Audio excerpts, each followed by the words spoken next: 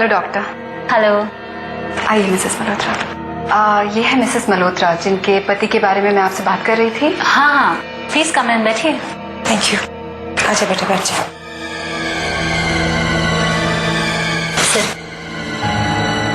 वैसे कितने दिन हो गए आपके पति को मानसिक संतुलन खोए हुए? इस हालत में तो पिछले हफ्ता 10 दिनों से है, लेकिन मेरे पति ने बहुत पहले से बेवजह का भ्रम और तनाव पाल लिया है। मिस्टर मल्होत्रा क्या हिंसक व्यवहार करते हैं? I mean, is he violent? बिल्कुल नहीं, लेकिन हाँ डॉक्टर, बातें हिंसक किस्म की किया करते हैं। ये मेरा बेटा है, छोटा सा मासूम सा फूल। इसकी वजह से मेरा घर महकता रहता है। न जाने क्यों मेरा पति इसी का नुकसान करना चाहते हैं। मैंने बहुत समझाने की कोशिश की, लेकिन वो जैसे मेरी बातें सुनना ही नहीं चाहते। उन्हें दुनिया पर भरोसा था, लेकिन अपनी बीवी और बच्चे पर नहीं। एक दिन वो हमें छोड़कर कहीं चले गए, बस एक चिट्ठी छोड़ गए। मैं चाह रहा हूं वापस लौटे, तो इससे भी छोटा बच्चा बनकर। पता नहीं किसके बचपन में खो गए वो। आप ज्यादा परेशान ना हो। जैसे कि आपने बताया कि आपके पति वायलेंट नहीं है और बच्चों जैसा व्यवहार कर रहे हैं, तो हमें उन्हें ठीक करने में ज्यादा मुश्किल नहीं होगी। मैं उनको चेकअप करके उनका ट्रीटमेंट कल से ही शुरू कर देती हूँ। जी हाँ, और घर में आपकी देखरेख में वो बहुत जल्दी ठीक हो जाएंगे। नहीं डॉक्टर, घर पर नहीं, आप उनका इलाज यहीं पर कीजिए ना। मिसेस मल्होत्रा, हम यहाँ पर ऐसे केसेस लेते हैं जो खुद अपनी और दूसरों की जान के लिए खतरा हो। लेकिन जैसे कि आप बता रहे हैं कि नहीं डॉक्टर, वो घर पर रहेंगे तो मेरे बेटे की जान को खतरा है। वो इसे मार डालेंगे डॉक्टर। इनफैक्ट कल ही इससे कह रहे थे कि मैं तेरा खून पी जाऊंगा।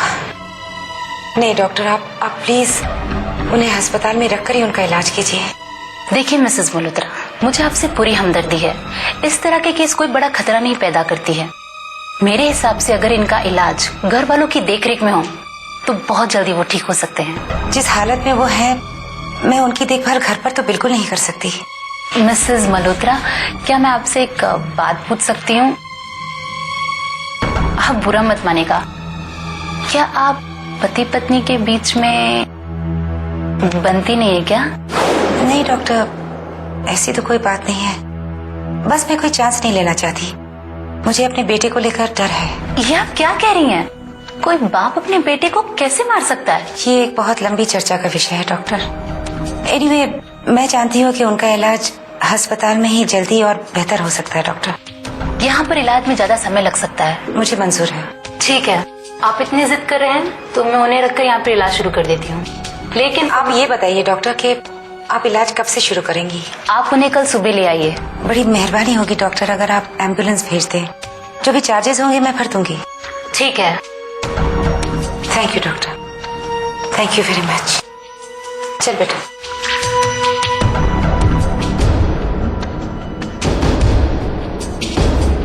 Sister. Yes doctor. Is everything all right? क्या ये वाकई में मरीज की पत्नी है? ये तो खुद अपने पति से पीछा छुड़ाना चाहती है। मेरे हिसाब से इन्हें खुद इलाज की सख्त जरूरत है। डॉक्टर, मिसेस मल्होत्रा डिप्रेशन में है और अपने पति की ये हालत देखकर उनकी दिमागी हालत बिगड़ सी गई है। ठीक है सिस्टर, अगर आपकी रिकमेंडेशन है तो मैं जरूर कल सुबह एम्बुलेंस भेज दूंगी। Thank you doctor.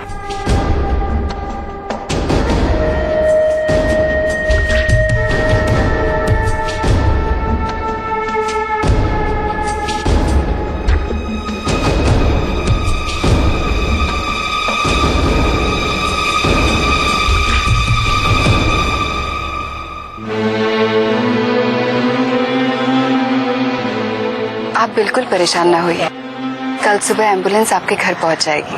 Thank you so much sister. इस समय जब कोई भी मेरा नहीं रहा, आपने मेरी इतनी मदद की, समझ में नहीं आता कैसे आपका शुक्रिया अदा करूं। मिसेस मल्होत्रा, हम इंसान हैं और इंसान ही इंसानों के काम आते हैं, और ये तो मेरा फर्ज था। राहुल और मैं आपका ये एहसान कभी नहीं चुका पाएंगे।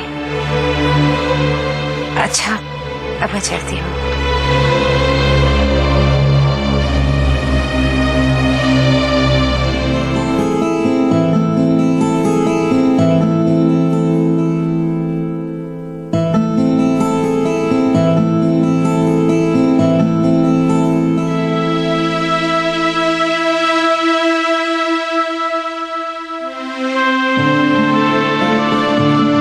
सिस्टर,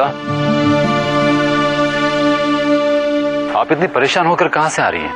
फादर, मैं मनोविज्ञान चिकित्सालय से आ रही हूँ। मिसेस मल्होत्रा को वहां लेकर गई थी। मिसेस मल्होत्रा के साथ? उन्हें क्या हो गया? मेरे पति के मन में जहर भर दिया आपने। उन्हें मजबूर कर दिया है अपने ही परिवार से नफरत करने के लिए।